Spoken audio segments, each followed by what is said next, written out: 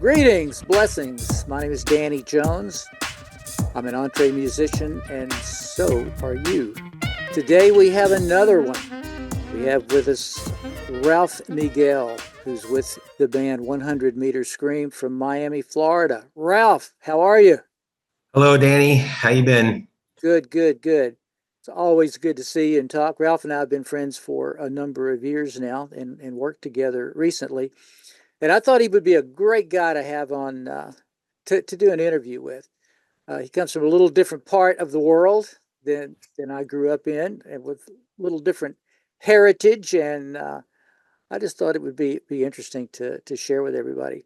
So, Ralph, tell us a little bit about yourself. Well, I'm from Miami, Florida, as you all know, which is definitely it's a. I think it's different from any other part of the country. It's pretty unique. I mean, we're just down here on the peninsula, especially South Florida. I mean, we're right on the edge of the Bermuda Triangle. Uh, we're I think right below the freeze line. I think it's the freeze line is right at West Palm or Palm Beach. And we got people from all around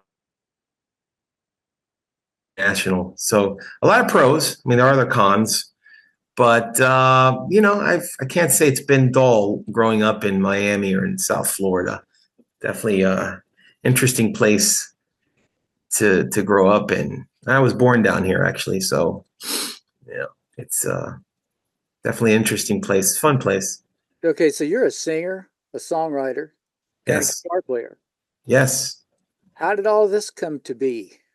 Wow, Danny. That's like everyone else. They have their elongated story, but I'll try to, kind of just shrink it a bit for time's sake. Well, I believe at age I was 3 years old, and first vivid memory of a song.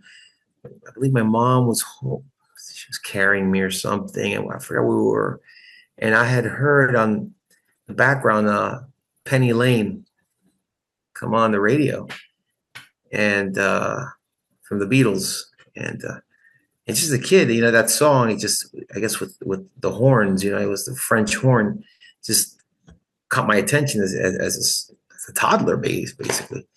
And I just remember my memory is kind of blurry on that, but I still remember just at that moment, and I heard that and I was like, wow, that's interesting as a small child. And then as I was growing up, my father, he had a very vast collection of vinyl and records, and so we'd listen to on the radio. But like, for example, just the classic rock bands like Mountain. This was Leslie West, Vanilla Fudge. Of course, all the Beatle albums. There was Zeppelin. I think there was some Pink Floyd. I mean, it just, he covered the gamut with that. He also had a classical musical section that, like Beethoven, Bach with the Baroque. I think he liked the Baroque era, if I recall. But yeah, Mozart, it was, he had that side. It's like music, it depends what mood you're in. So, So were either of your parents musicians? no, my dad, no, he was a writer. He had, you know, phenomenal skills with that. And what kind of writer? Huh? What He could write novels, essays. I mean, I remember he would help my aunt, his youngest sister. His youngest sister would come in, and he would end up technically writing her papers, I guess. don't tell anybody. Yeah, I know. Well, not technically, he would. But I just remember he would be typing, and he would be telling her, "Hey, Um, Okay, so but let me throw this in then. You as a songwriter, lyrically, I mean, you sort of came by this honestly, so to speak. I think maybe it's I've been able to home in those skills maybe in the lyrical side of things. I can't really. I mean, I can write fairly well. I can still write in longhand, cursive, which a lot of people don't do anymore. But yeah, if I were to sit down and write out a novel or story, I don't know how proficient I would be at that. I never attempted that. But I think that gene might have skipped me and it went to my daughter. I have a daughter that apparently inherited her granddad's skill in that. But I think in terms of for lyrics, I think my old man kind of might have helped in that department. But yeah, he was a unique guy. So he was a big influence. Yeah, just with just the different, interests that he had. And yeah, my mom, my mom was, something else. My mom was, my mom could sing. I remember that she would sing in the choir, but she never did anything formal with that. And I think I might have, well, just so people know the background. My parents immigrated here from Cuba. I believe both of them in 1959. So they came at a very young age. So they assimilated really quickly and Americanized it. I think I might have some prior conversation I had with you. And Cuba, rock was big. Problem is, after I guess what I call the revolution, you weren't allowed to listen to any of that. You couldn't be caught with any, Lord forbid, like a record or anything. That would be a big no and cause a lot of problems. But still, of course, salsa, merengue, and all that other stuff, and they also have the different forms of music over there. From what I recall, they have something called it's like you have your country music over here. They got their version of country music. I think they call it Wajito, which is like country folk, and usually with the over there you had your subgenres that were very different from like the salsa, merengue, and of course the Spanish music, flamenco. Oh, that was really a big influence, from Spain, and also I guess that's why Cuba. There, I guess a lot of artists in that particular in Latin music, a lot of artists came out of there. But I wasn't influenced by any of that. I was influenced right off the bat from just good old fashioned rock and roll, American and English, or and like. I was my father got me started with, like, of course, the Beatles and all the other bands I had mentioned, but I have two aunts, one of them that's 10 years older than me, and the other one's about 11 or 12. So they were like older sisters, and they got me into their whole kind of music that we're listening to at the time. I guess like the new wave bands like Duran Duran, Depeche Mode, and I ended up loving that because I love bands like Devo, Wall of Voodoo, XTC. I can just name off a whole plethora of bands. And of course, as I was growing up through my formidable years, teenage, and I had my speed metal and, just all the different phases. And so, make a long story short, I'm very fortunate that I've had a great foundation of so many different influences, and I'm not pigeonholed by one particular genre of music. Because I have some friends, since high school, and they're just in one particular genre. They just love AC/DC, Celtic Frost, Venom, and that's all they listen to, and nothing wrong. I like those bands, but it's just not my, you want to, in my opinion, expand, your palette and everything else. And luckily, yeah, I hopefully it's reflective in my songwriting and lyrics, and that's how I guess maybe I got recognized some years, I guess, after college, when I came back. And what did you major in college? History. Okay. So, yeah, that was interesting experience. I didn't get to graduate from the university, but I came back down to Miami and basically finished up over here. But I've always, I guess I mentioned my father being kind of having the writing skills. So I'm not gonna say I was very literate, but I've always been a reader, even at a young age, and even now. So constantly coming across information. I just think it's something, and I'm just a curious guy, and I'm just always curious to learn new things, come across it. I think probably the most successful songwriters that I've known were all big readers. They Yeah. read a lot, and and of course, a lot of people that again became writers, and I'm speaking of songwriters, Yes. Yes. not from the lyric side of it. They studied. They were like English majors or English lit. Yeah. Again, it has to go with that. And So and that's why I mentioned that my dad probably should have gone into that field. He should have become an English professor. And my best friend, Mark, who I'll talk about in a second, who was in the band that we eventually got signed in. We're dear friends and best friends to this day. He was a writer too. I met him a little after he came down from New Jersey through a mutual friend.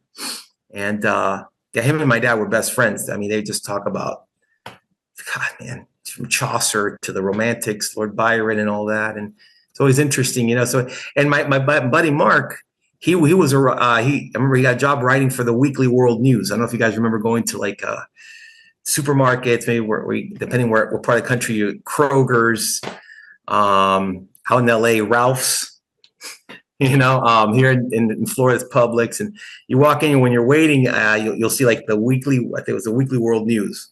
And you would see like, aliens meet Bill Clinton or George Bush, or he wrote one that the Easter Island heads on Easter Island end up growing beards overnight. He wrote that one. So it was a lot of fun, but he, genius musician, lyricist, phenomenal guitarist. I'm talking, and again, we're dear friends to this day. And then my brother ended up also joining the band, my brother Danny, and he was an outstanding drummer. Not much formal training, but just from ear and just, I guess, that innate talent.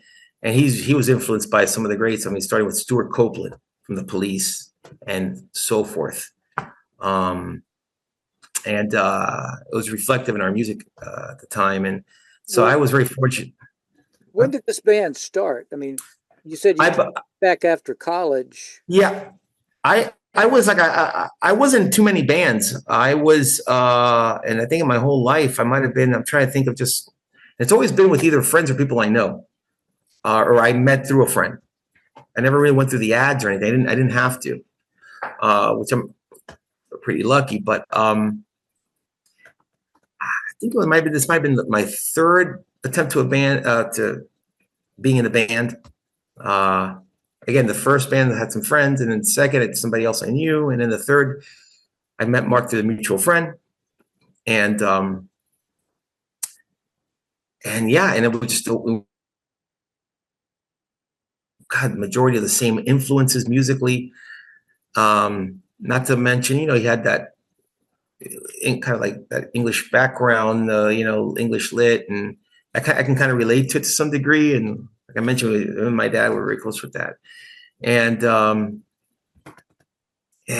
we just had a lot of chemistry. It's just chemistry. I mean, in the band, if you have chemistry, that's so important.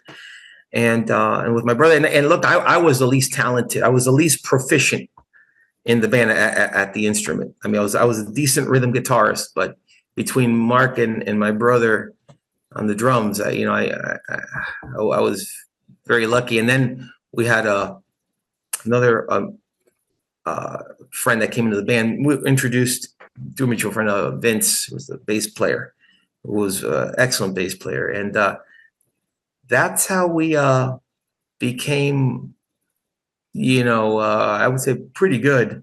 Okay. Well, I was just going to say, because I do know you, I know that you ended up with a production deal. Yes. And so how did it come about? Okay, so we had a friend who was a masseur, which is a masseuse, but the actual name if you're a male, it's a masseur. Female's masseuse. A lot of people get that wrong. But he had a client by the name of Steve Roitstein. Now, Steve Roitstein was a pretty predominant producer down here in Miami, South Florida, in the Latin music world. Steve was originally from Connecticut, but I think he had come down to Miami, I think as a child. We talked about that, and he graduated of University of Miami School of Music, Jazz, which is, they've had some very famous musicians graduate out of there. It's very talented. And he at the time I think he had produced. I'm trying to think of these Latin artists. They're huge down here in Latin America, across Latin America. But I think Celia Cruz, Willie Chirino, and I believe he had worked with some other acts, some English acts, pretty bad. I can't recall right now. But so to make a long story short, he had asked our buddy, "Hey, do you know of any bands that have some talent? And I'm looking maybe to do a rock band." And he said, "Oh, as a matter of fact, I do." And then he put us in contact. We sent him a demo. A little after that, we did like a kind of like he came to see us, it was like a private performance. He wanted to hear what we had, the catalog. I remember he sat down on the sofa, and he just did he have a tape?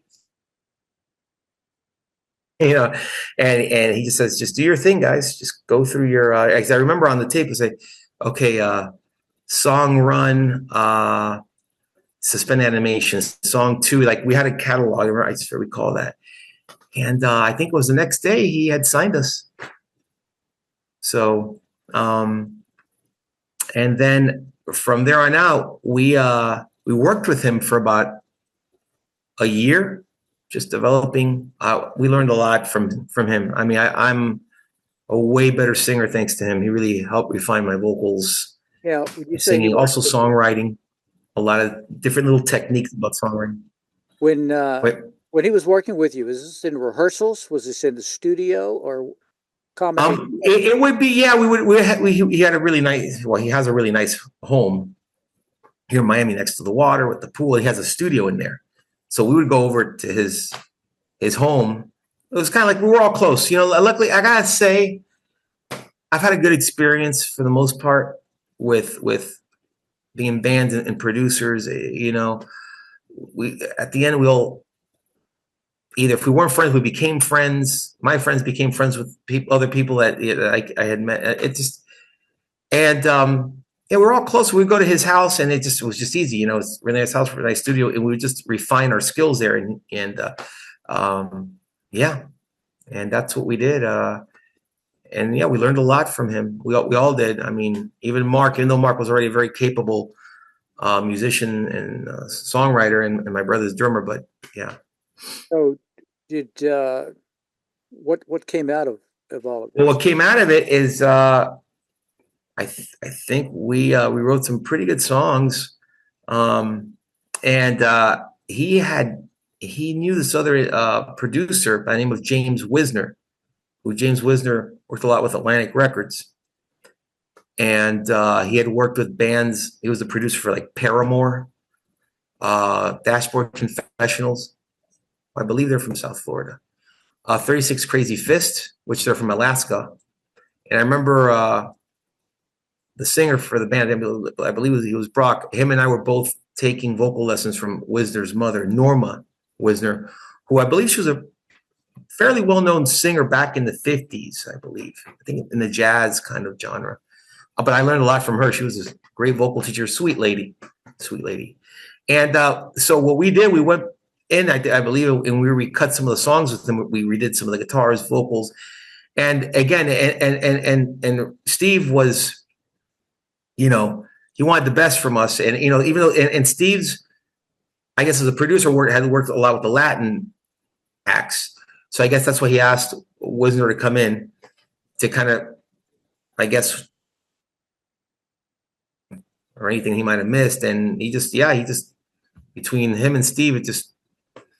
I mean, you've heard some of the songs. I mean, I think to this day it holds up really well. I mean, it did garner attention. I mean, we were being played on the radio locally here. There was 94 Point Zeta. It was one particular DJ.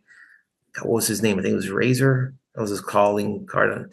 but he loved us. WVUM, University of Miami. We ended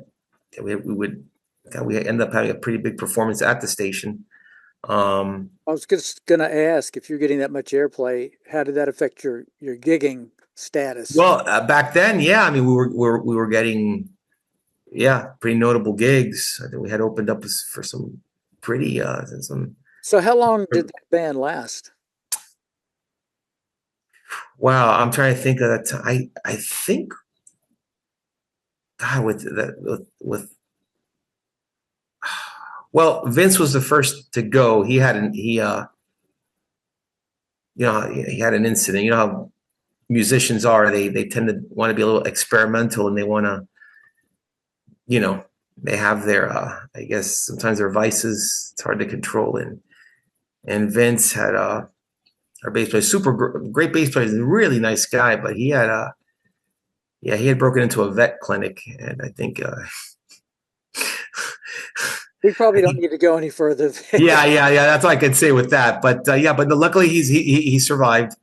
Yeah, he's just looking for certain things. And I mean, hey, you want to hear rock and roll? I'll give you some rock and roll backstories. I'm sure there's a number of stories, not only from us but from many others. And then I had to take up some bass duties, so I started playing the bass. It's hard to find people that you click with, and again, chemistry. Yeah. So we were pretty formidable as a three-piece, and being a rhythm guitar player, you can still play bass fairly decent, or I could, and we just continued on. I think we had another bass player that came for a bit, but yeah, it kind of started fizzling because the music business it's a tough business. We had a song that nearly made it on a Range Rover commercial back then, but for one reason or another, it didn't fall through. It almost did, and that was just a really big blow to the band. Some of us didn't, handle it better than others, and Bands, I mean, I'm a survivor of bands myself. yeah, Uh, it's not easy. no, I it's think not. you either become like family or you break up. That's it. I'm not really sure that there's anything, in between, unless there's just a whole lot of money that keeps people together. But let's move forward. Money. Look at the issues that some of these acts have. I mean, just look at what happened with Jane's Addiction not too long ago. I mean, it's crazy. But I did see an interview with Noel Gallagher from Oasis, and I gotta say, Oasis is a good band. I mean, that wasn't really that big of a fan, but everybody should see that interview with Noel Gallagher. He kind of explains how artists that have actually garnered success and pretty big success shouldn't be whining about their success or whining about taking a long flight to somewhere, because he was basically explaining how they're living the dream that a lot of others would love to be living or would have loved to have done, especially the younger kids, and everybody playing local bars and clubs and not getting paid. And I saw that just not too long ago. I mean, if anybody can find the Noel Gallagher talking, I mean, that he I gotta salute him or give him props. He explained it pretty well. That guy's pretty well grounded. I was impressed by his explanation, but yeah, it's that's it. And then throughout the years, it's always been an on and off. We've always tried to put something together. Music's always in your blood. You love creating. You got a riff. You record the riff. You hope to get back to it, and like I'm sure all of us, we have a bunch of ideas that you'll never get to. Some of you do. It's like cassettes full of ideas and incomplete songs, just like our phones nowadays. And so I basically, I guess I'm trying to think how many. God, I started playing with another friend of mine who actually I was in the first band I ever joined. High school buddy of mine, about 10 years ago or 12 years ago. There was he started this band, and he wanted me to be the lead singer in it and play the bass. And it was a band called I think the Crude Brew, and it was basically just kind of like just punk, straight rock, very energetic. It was fun for the time, but I had come across by this manager by the name of John Tovar.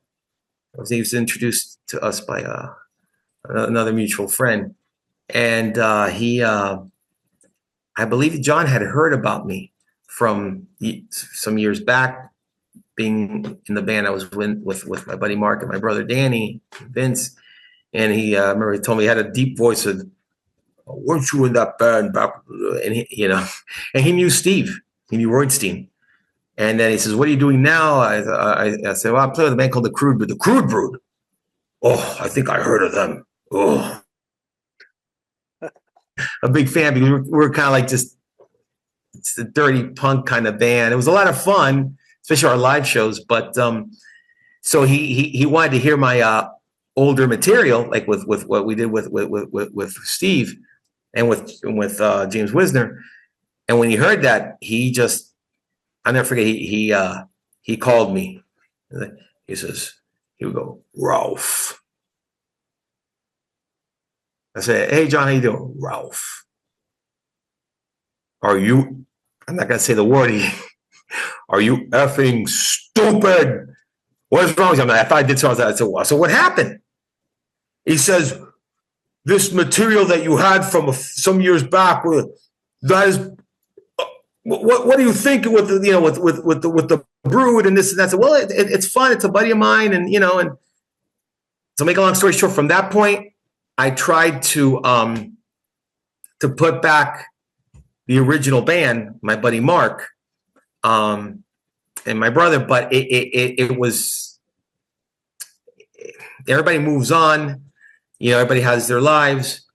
My brother had gone into the, I guess you want to call it the bourgeois merchant class. He had his career and all that.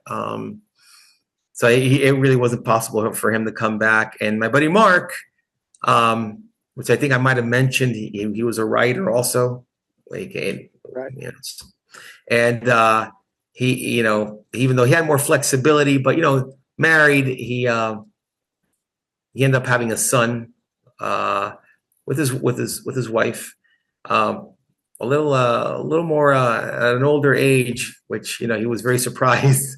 But yeah, things became a little more complicated. He would come and we would still try to write, and did a few gigs, but it just wasn't.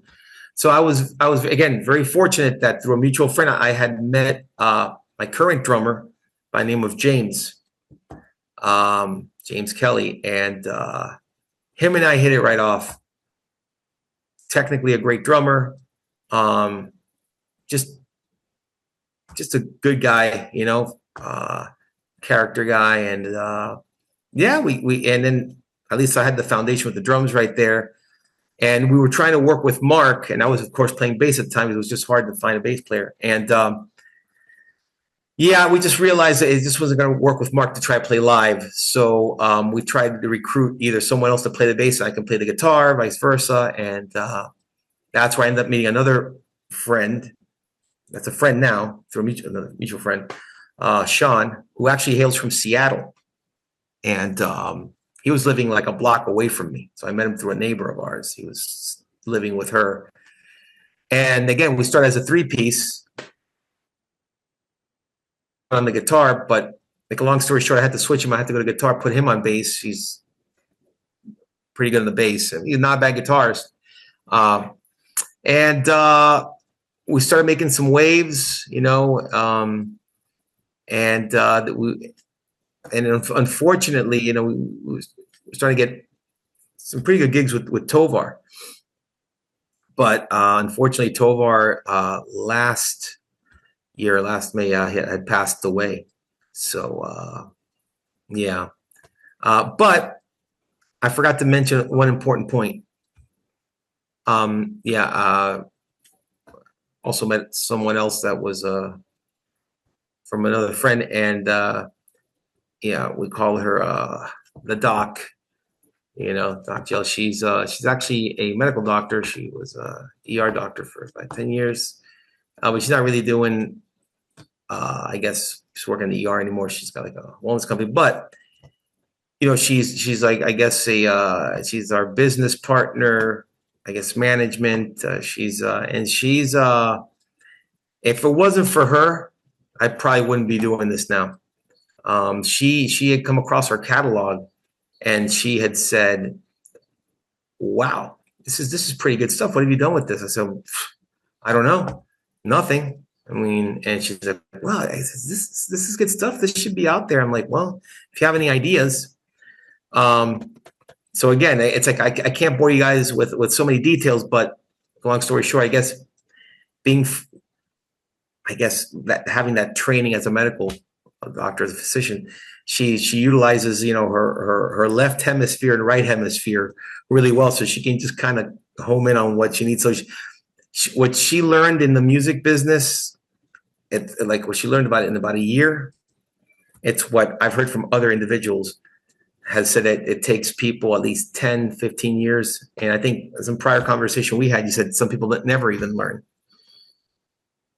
in their musical careers. So yeah, and that was, again, I have to thank John Tovar because he introduced us to Eric Cager, who runs the Cutting Edge Music conference out in New Orleans.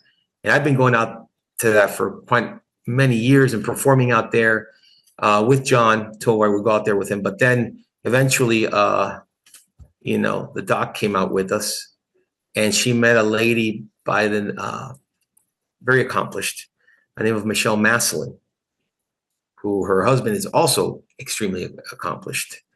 And I guess her and Gloria hit it off, and she just put Gloria on the right path. And she just absorbed all that information. And now we're trying to work in the world of synchronization. That's what she. At the same time, well, I was going to say, Cutting Edge Music Festival. That's the first place that you and I met. Exactly. I should have made that point. Sorry, Danny. It's just a lot. It's just. I'm trying to remember all the, you know, poignant points. Well, and that's one okay. of them. But you answered a question that I actually was going to have, because it was like, how did you first, you know, find out about Cutting Edge? It was through John Tovar. Yeah. Who introduced me to Eric and took us out there. And then, you know, the only time I met Tovar was at Cutting Edge that first year. Yeah. I do have to tell you, he did leave quite an impression. Oh, let me tell you something. He left an impression, good or bad. Oh yeah. he was very opinionated. And for people who don't know, John Tovar was Marilyn Manson's manager. And obviously, I heard the stories. Yeah, Marilyn Manson, the Mavericks, which are actually from Miami. What's his name? The singer. He's actually Cuban American, like myself, but he's in country. Raul Malo, I think is his name. Yeah. He lives in Nashville now. He was in contact with Tovar. Who else? Nuclear Valdez. So Tovar had a pretty good pedigree going on.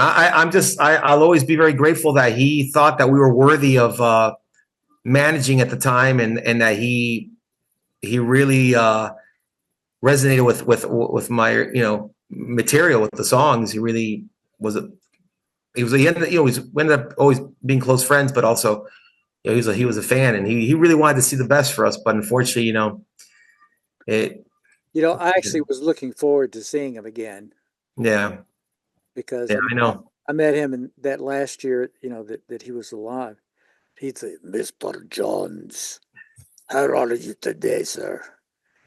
And you know, I knew I think he was actually going to be speaking again. And you know, that year, because he passed away not too long before. It was May of last year. Yeah, and then Cutting Edge was in August. It's always in August, usually in August. And I didn't, like I said, I didn't know him very well at all, but you know, actually I did like him. Man, I got stories, but we don't have enough time. Maybe some other. If you bring me back on, I can give you some of the JT John Tovar stories, and they're entertaining, and they're all true. I mean, as a matter of fact, you know how it goes. Who was it? Was it Mr. Samuel Clemens, aka Mark Twain? I believe this was his quote. I believe it was in where truth is stranger than fiction. Yep. That applies a lot. How did we first meet there? I mean, who introduced us, or did anyone introduce us? Yeah, well, yes. Actually, how we met, we had, I guess, we all had arrived at around the same time. I guess to New Orleans, and I guess it was kind of early evening at the Intercontinental, and they have that phenomenal restaurant. You know, the food in New Orleans. Oh man, that's probably one of the best places on the planet for cuisine. Amen. It was, well, I forgot the name of the restaurant. Toussaint, I forgot I that French don't name. remember either. Well, luckily, we were invited by Barry Coughing, the great Mr. Barry Coughing. You know, Mr. Springboard. You Mr. know, No, I am not a wallflower. yeah. Also another very accomplished musician himself, and Yeah. I guess he also has the was it with his sinking. I'm trying to remember Music now. supervisor. That's his Music company. supervisors, yes, yes. So it was very nice of Barry, along with Michelle Maslin, I guess to sit at the table with you guys. Well, it was, of course, you, and I think it was someone else that was with us. Could have been Ron. It might have been. It might have been Ron Fontenot. Yes, The photographer. yeah. No, not only photographer, but the minister of style. Yeah. Yeah, Okay. he's just not photographer. This guy's just a artistic concept, but yeah, we love Ron. So yeah, we had dinner, and I guess we were invited, and that's, I guess, how we were formally introduced. And I guess little by little, I guess we're all having conversations, and we started talking, and that's kind of how, you know, it led up to this. Yeah. Well, I remember that dinner that you're talking about. I didn't remember exactly, when we met, because when you're at these conferences, you run into each other, all the time. Yeah. Because it was, especially at that one, because we were all in the same hotel. Yes. Most of the events, were happening there, so we, kept running into each other, and we just kept talking, and then it was almost a year and a half later before we actually said, okay, let's make a record together. Yeah. You know, Yeah. I'd heard you guys play a couple of times, and one of the songs that was that really caught my attention, as well as a lot of attention, was your rendition, your arrangement of "Crazy." The Willie Nelson song that Patsy Cline had this Yes. huge hit on. You guys have a very, very different take stylistically.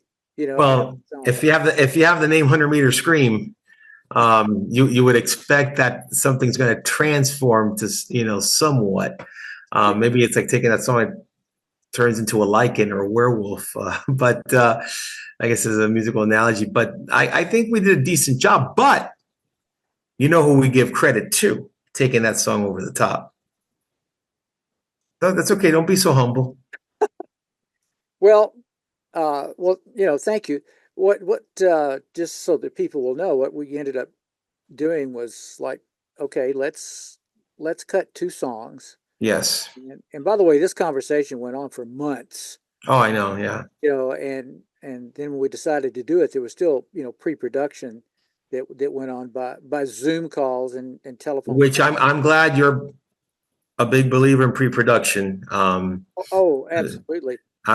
Yeah. So and you and Gloria came down, I guess it's up for you. Yeah. To Houston, and we went into the studio there, and we spent I don't know, a day or two. How much time did we? I believe we were all there. Or was it? I think for a few. It was like 3 days, maybe 3 days. I think I don't Um, remember. I remember we were battling a hurricane because we had the time scheduled, and then oh, that's right. I forgot about that. You guys had that hurricane. We had to reschedule like a few different times. Yeah, I remember that. scheduling was, a bit of an issue. But then, but we came in, and uh, I pretty much had and I, because of our working together, uh, felt like, okay, I know where we're going with this. Yeah, But I also thought, because we didn't, just due to a number of things, we didn't bring your whole band up here. So yeah, you and I played drums on it, and used we hired a couple of guys from here. One bass yeah, that I've worked with many sessions with, through the years, and this guitar player. And the couple of questions that I had is like, I want to hear this all put together, and of course we had you there, singing. And so I made some suggestions, as we kind of all did. You know, I mean, this. Uh, when we have the group together, it's like, okay, this is where we're going with it. But anybody who has a thought, a suggestion, let's hear it, yeah. because that now's the time, for to happen. And What?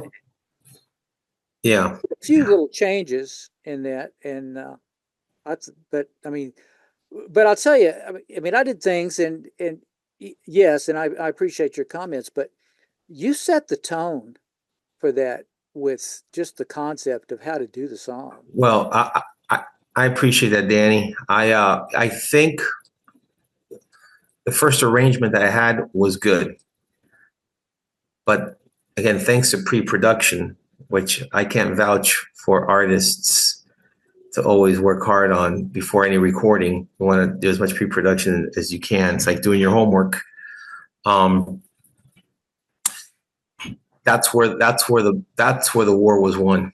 To use that analogy, was in the pre-production, because when I sent you the original arrangement, it was good, but then you did a couple of little production wizardry, kind of like the School of Hogwarts, uh, kind of.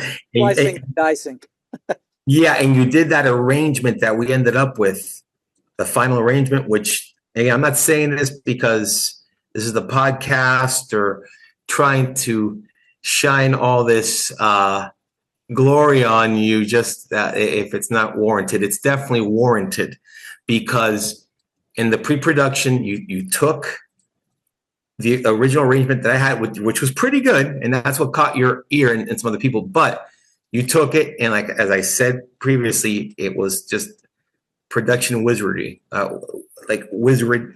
I try to use a Harry Potter analogy, wizardly kind of maneuvering that you did with, how you kind of rearranged it with like already previously recorded versions of it, and it just I think it couldn't have been done any better. And you can see, at least with the interaction we've had with people who've heard it, we've gotten a very, very good and strong response to it. And yeah, that was a great job that you did with the final arrangement. And that's, to me, was this, just sealed the deal.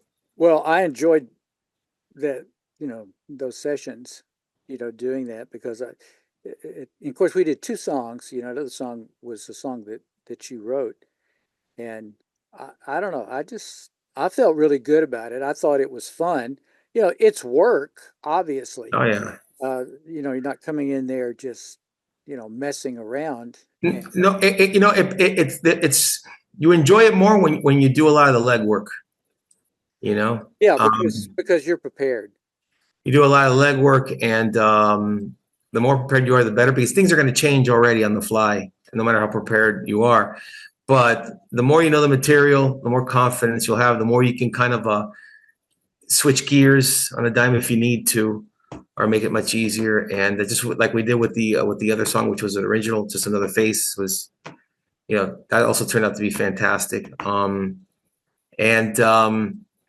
yeah, and we just had a great experience there at at the studio. That was, I mean, it was a great experience being in Houston, recording there with you guys.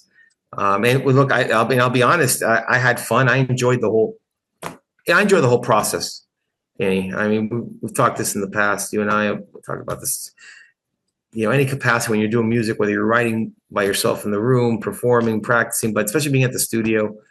And everyone was so nice. Everybody was just fantastic. Having Ron Fonten out there taking the pictures. He brought his grandson Wyatt, super great kid. Mikulka, the owner, really cool guy. The engineers. The Lucky Run Studio in Houston. Yeah, Lucky Run Studios. But Robbie Parrish, that in itself was a treat, to be in the presence of Mr. Parrish. I mean, that guy. I mean, the second you walk in, that guy is instantaneous rock star. I mean, just his look.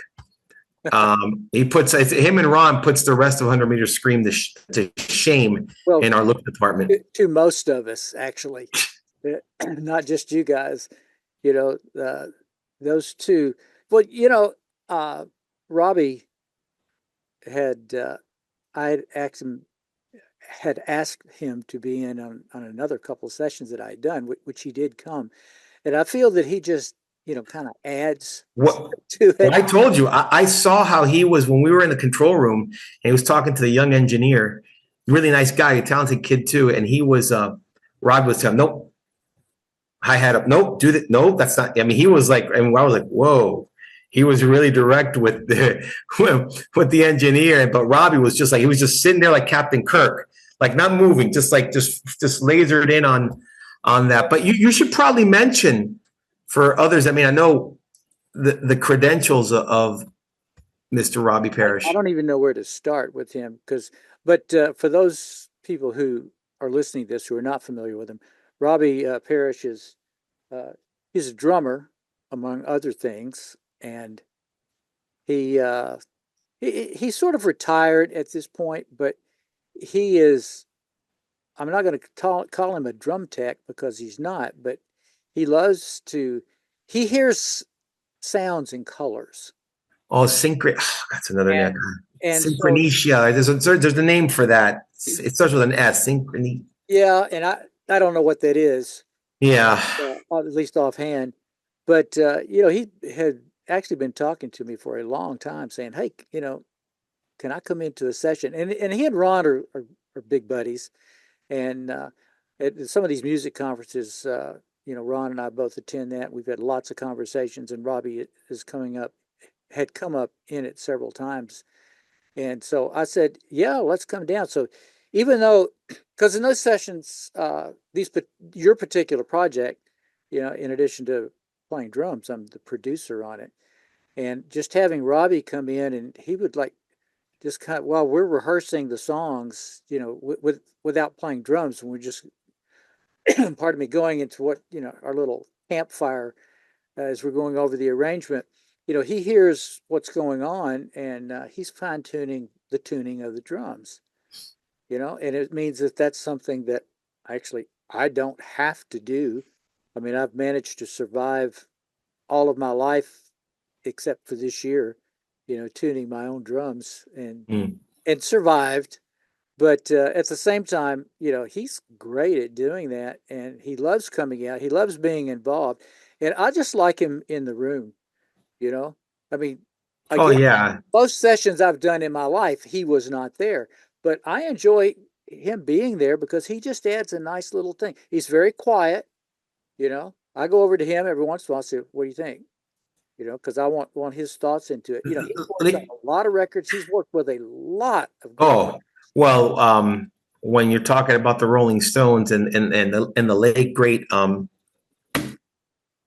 drummer for the Stones, Charlie Watts. The great Charlie Watts, also at Pink Floyd. It was in London not too long ago at the Edgar Winter. He played drums for Chuck Berry when he was 10 years old. Wow. Well, prodigy, yeah. So when I saw him sitting there and I knew about him, I was like just sitting there like, oh my God. And you know what? He couldn't have been any nicer, just grounded, humble. And if you an awesome guy. I mentioned him to you ahead of time to make sure that it was okay. Oh yeah, yeah. You know, You put know, here. when it comes to myself, Danny, and the rest of the 100 meter scream guys, and with the doc, we, you know, we just appreciate everyone that's there for us and tries to help. And we're not like maybe some other artists that no, they need like, just complete privacy what they're doing. No, I mean, listen, either know what you're doing or you don't, or you just, it's like sometimes I prefer people there because it makes it a little bit at least more, puts you up more up for the task. You got to deliver. He does. So, Yeah.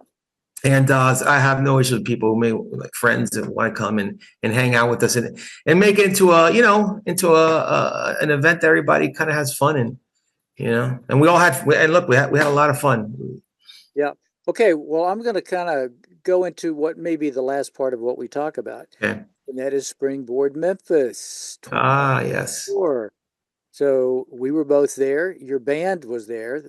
The whole band was there for this, and Yes. you attended and performed. And I got to tell you, man, you knocked it out of the park. Well, Your performance at the Rum Boogie was really, really, really well, well done. we appreciate that. I guess we're our own hardest critics, but I think we did fairly well. Yeah, I would say. Well, not just my opinion. I talked to other people, and other people will talk to me a little differently about you than they will talk to you. Ah, But well, it's good to know. it was nothing negative. I mean, zero. It was all Well, really positive. And then, even to the point of it was like, wow, because some of the people had heard you before, and it's like, man, they really sounded good. yeah, So that's great. So I know as of the time of this, meeting, interview, whatever we want to call this, you haven't released this new single yet, and I know we're talking about possibly having another song, for an EP, yeah. but I want to do this again when we have a more update about, the release of the next project. Okay. But do you have any questions or anything else you want to comment on? No, just that you know, when you love what you do, it's worthwhile. It's and you try to enjoy the journey as much as possible. You had asked me, I guess, when we first met a while back, and made interesting where I said, "Well, where do you want to, where do you see yourself going? I mean, where do you want to take this to? Talk about labels or whatever."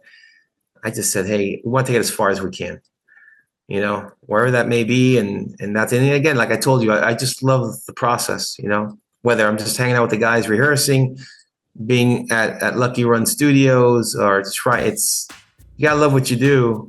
And it's in music, in the music business, you ain't coasting. It's gonna be kind of a roller coaster, and you just have to have the tenacity. So, but yeah, no, I'm looking forward to doing another one, another interview with you, Danny. And yeah, it's always great talking to you, man. Same here. The EntreMusician, the entrepreneurial musician, which certainly Ralph Miguel is. So am I. So this is Danny Jones and signing out. Ralph, thanks again, man. Appreciate you. Take care. Hey, man. Same here, Danny. All right. Take care, buddy. Bye.